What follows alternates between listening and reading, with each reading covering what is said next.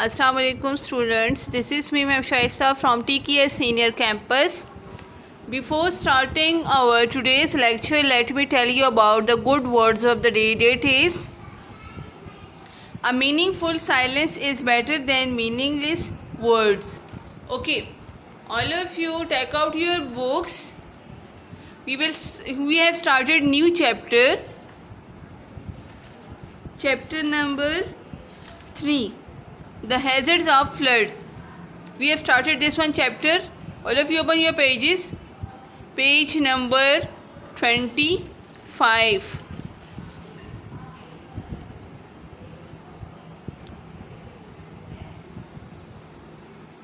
Okay. Before going towards today's lecture, let me tell you about a brief history of yesterday lecture. मेरी आवाज़ ठीक आ रही है? If there is any problem, you can tell me in my voice. Okay.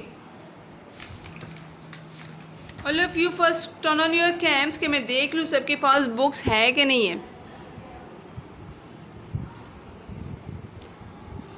Misbah turn on your cam. Munazzam, Malik Hussain, Muiz, Aiman, Anas, turn on your cams quick.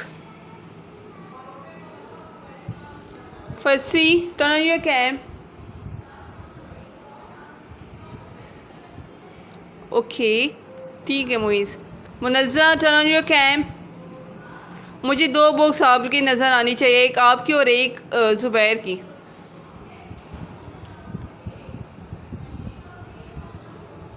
Zubair किधर है?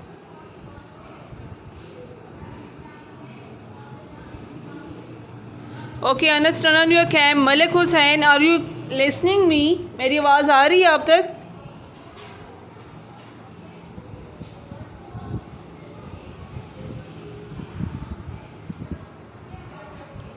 अच्छा, Mahar, turn on your cam. Okay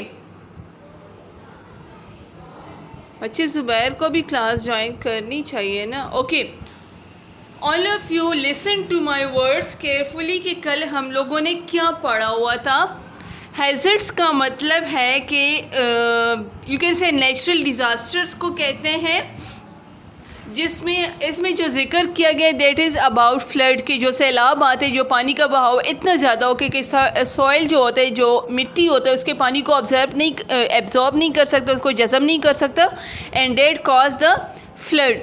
okay, इस chapter में कल हम लोगों ने क्या पढ़ा हुआ था? I will read this chapter, लेकिन मैं बहुत जल्दी आप लोग के लिए पेज रीड करूँगी. We will go to words page number 26. जिसने जो मीनिंग्स लिखनी है आप लोग जल्दी वो राइट करते जाएँ. Okay. Why do people sometimes build cities or towns near the river? What are different disasters? Disasters में हमारे पास फ्लड आ जाता है, earthquakes आ जाते हैं, सुनामी आ जाते हैं. These all are the natural disasters जिसको इंसान के कंट्रोल में नहीं होता, ये कॉज हो जाती है. इससे ना सिर्फ इंसानों को लेकिन बहुत मतलब प्रॉपर्टी को, सब चीज़ों को बहुत ज़्यादा नुकसान पहुंच सकता है और पहुंचता है. Okay. This is the story of the students. A male teacher was telling the story of the flood जो 2010 और 2013 में आया हुआ था, and they were telling all the stories.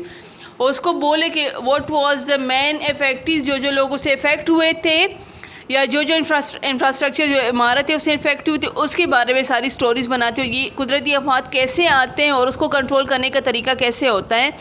Okay, Maria was sitting in the class listening attentively to her teacher talking about a devastating मतलब dangerous flood of July 2010 and August 2013 in Pakistan. The teacher was highlighting the possible occurs of flood and main monsoon rains is the chief मतलब bigger main cause of the devastating flood of 2010.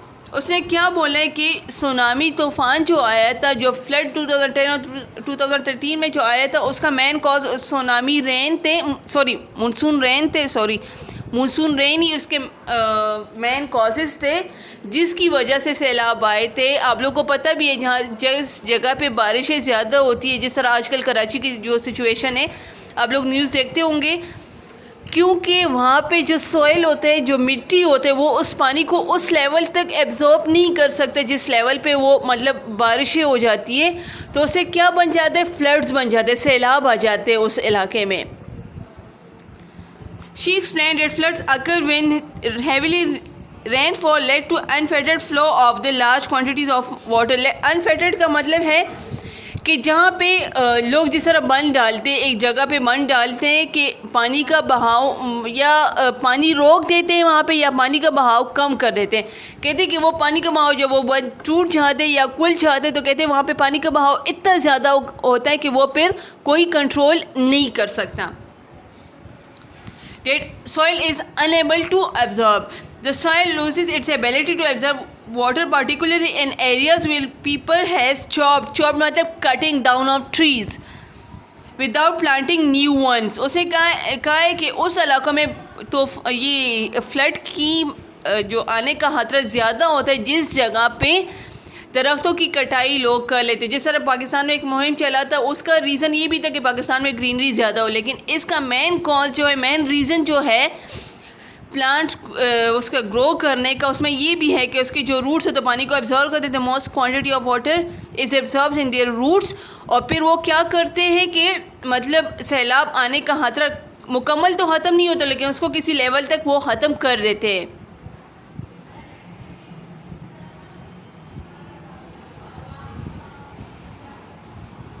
Okay. The teacher further added that natural hazards has been catastrophic मतलब के damages for the community that fall victim to them. In a reflective manner, he declared 2010 to be one of the worst disasters in the history of Pakistan, for it's affected approximately 20 million people. उसने कहा कि पाकिस्तान की history में जो 2010 में जो सैलाब आया हुआ था वो बहुत बड़ा कुदरती आफत था पाकिस्तान की हिस्ट्री में। उसे विक्टिम्स का मतलब है कि जो इफेक्टिव्स होते, जिसके जो लोग बेघर हो जाते, जिन लोगों की माल और जान को ख़तरा होता है, या जो लोग ऐसे भी होता है, आप लोगों ने शायद फ्लड्स में देखा होगा, लोग उसमें बह जाते हैं, उस सैलाब उसको लेके चले जाते हैं, फिर उन लोगों की डेथ्स हो जाती है, उन लोगों को अपनों को नहीं मिलते, और फिर उन लोगों के मतलब बेचारा तो आप लोग नहीं कह सकते, उन लोगों की डेथ ही हो जाती है उससे। ओके, द फ्लड अनसर्व का मतलब है hold a position, homes, crops and infrastructure मतलब इमारतें, and claim that to 2000 lives, million of people became vulnerable का मतलब है affected, to malnutrition who is जो जिसमें माल न्यूट्रिशन का मतलब है कि जिसके में ग़िज़ाइयत की कमी हो जाती है, एंड वाटर बॉर्न का मतलब है वाटर बॉर्न, जो आप लोगों ने अफ्रीका के लोग शायद देखोगे, उन लोगों की बॉडी इतनी सूखी होती है कि मतलब उनके रिब्स भी नज़र आ रहे होते हैं, लेकिन उसकी जो पेट है वो स्वेल होता है, उसमें पानी जमा हो जाता है। वो क्यों होता है कि उन लोगों के पास खाने पीने की कोई अशिया नहीं होती, वो लोग इफेक्टिव्स होते, विक्टिम्स हो जाते हैं उन इलाकों के, जिसकी मतलब उन लोगों के पास खाने पीने के लिए कुछ नहीं होता उस time. Approximately 1.6 million people were rendered homeless, और इसकी वजह से कितने लोग 1.6 मिलियन लोग बेघर हो गए थे। रेंडर्ड का मतलब है कि कॉज हो जाते हैं, इफेक्ट हो जाते हैं। ओके, लिसनिंग अटेंटिवली मतलब विद कंसंट्रेशन और गौर से सुनना टीचर को। माई क्वेश्चंस फॉर्म्स इन मारिया's mind, she raise her hand to get the teacher's attention. ये कल का लेक्चर था, मैंने इसलिए इतना जल्दी बोला है। होप आप लोगों को कुछ समझ आई होगी इसकी। Now come towards page number 26। Okay, know that students are asking the questions, students अपने टीचर से क्वेश्चन पूछ रहे हैं in the form of the dialogues और conversation, and the teacher is telling और द आंसर्स, और उसको समझाने की कोशिश करते हैं। Okay, yes Maria, do you want to ask something? क्योंकि मारिया ने अपना हाथ रेस किया, तो मैंने जिस तरह बताया कि it's a story of a classroom, जिसमें टीचर एक नहीं अपने स्टूडेंट्स को समझा रहे होते हैं, और स्टूडेंट्स फिर उसके बाद में उससे क्वेश्चंस करते, रिलेटेड क्वेश्चंस करते। Come toward this one page Misba. Maria, teacher में I ask what you mean by natural hazards. Hazards का मतलब है जो नेचुरल डिज़ास्टर्स होते हैं उसमें कौन कौन से आते हैं। फ्लड आ जाती है, अर्थक्वेक्स आ जाती, 2008 का जो ज़लज़ला था जिसमें मासेरा में और उसी पहाड़ी इलाकों में जिसमें बहुत ज़्यादा नुकसान हुआ था। They are talking about the natural, we can call that natural disaster और hazards. A hazard is a phenomena और अ प्रोसेस। फिनोमेना मतलब अ सिचुएशन और अ प्रोसेस ईदर नेचुरल और human made that can endanger का मतलब endanger का मतलब है कि विच कैन अफेक्ट और which affected a group of people their belongings का मतलब है उससे एक इंसान होता है। अगर आप लोग स्टूडेंट्स हैं तो आप लोग की बिलोंगिंग्स क्या हुई, आप लोग का बैग बुक्स ये सारी चीज़ होते हैं, आप लोग की फैमिली हो जाती है, आप लोग के सिबलिंग्स हो जाती है, दीज आर द बिलोंगिंग्स। एक इंसान से रिलेटेड जितनी उसकी चीज़ें होती है।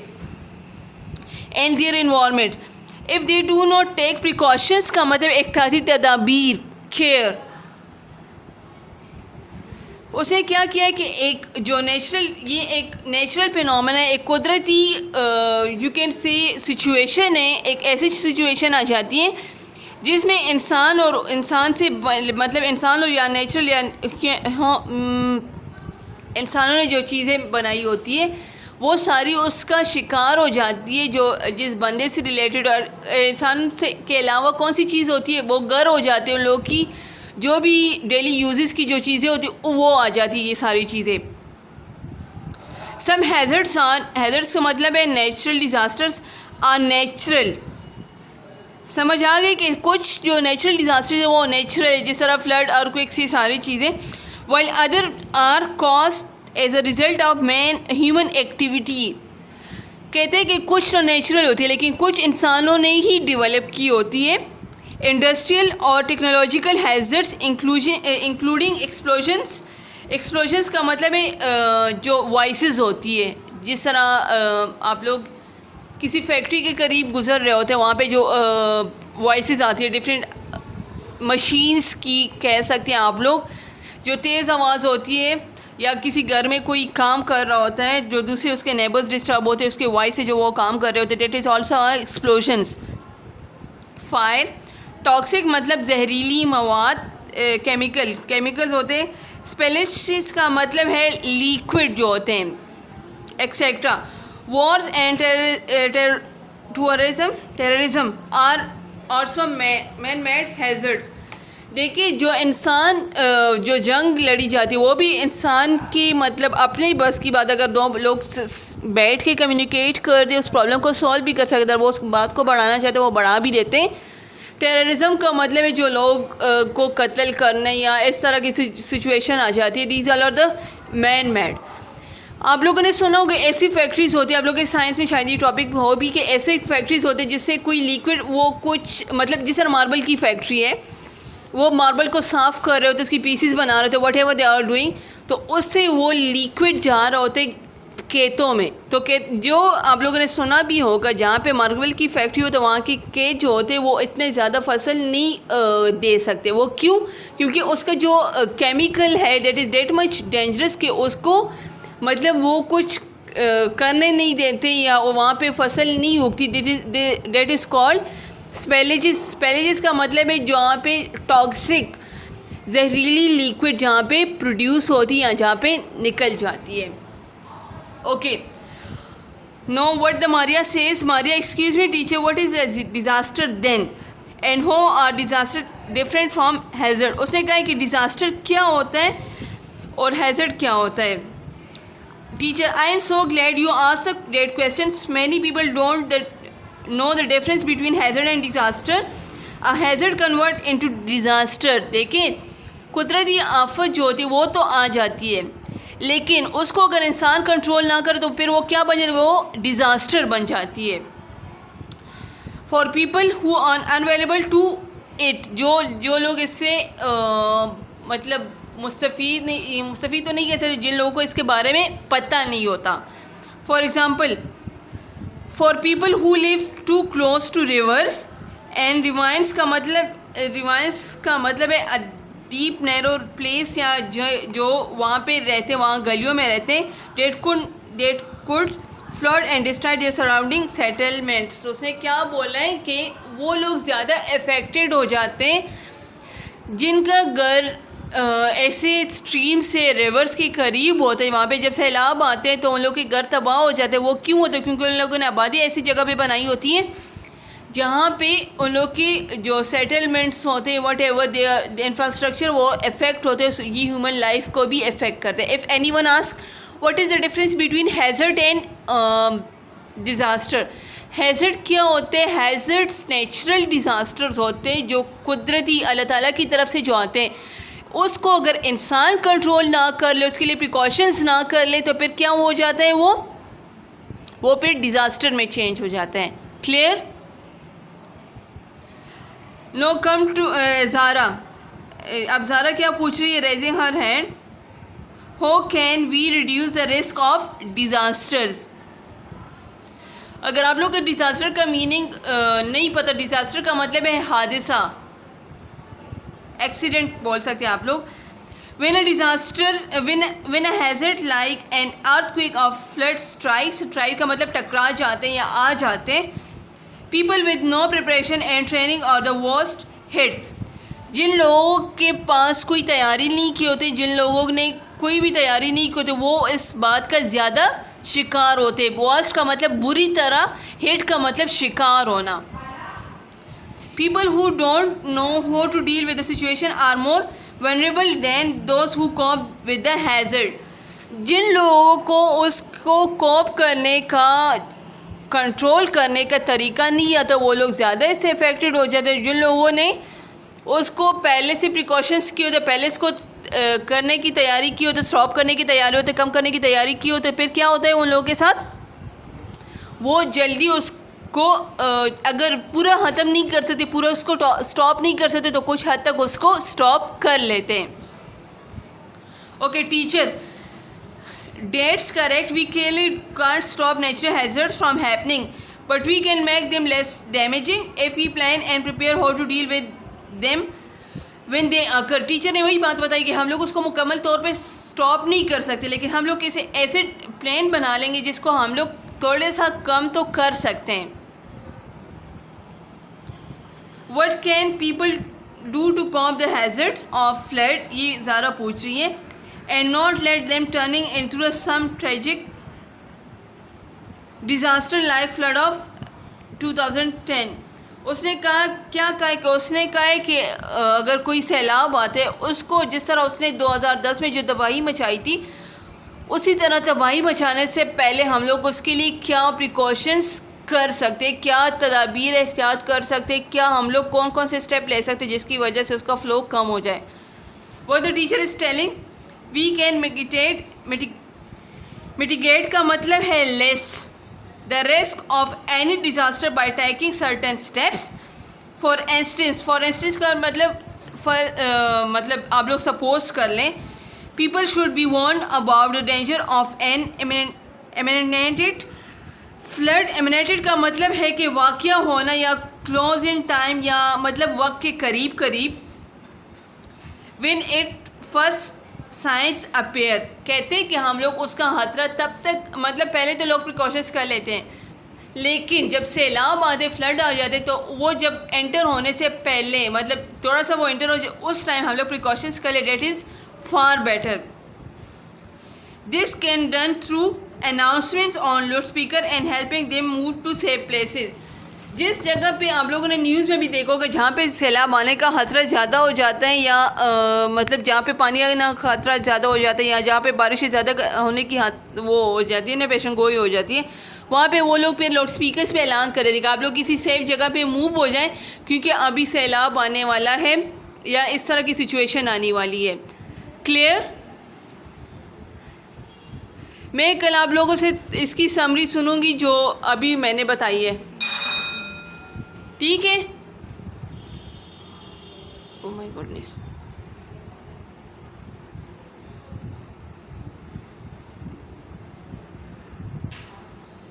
Okay students, see you all tomorrow. लेकिन मुझे क्लास में सारे चाहिए, ओके एमन, आप फिर चैट में कोई इस तरह मैसेज ना करें जो आपसे काम के रिलेटेड ना हो। Okay, thank you students, have a nice day, अल्लाह हाफिज़।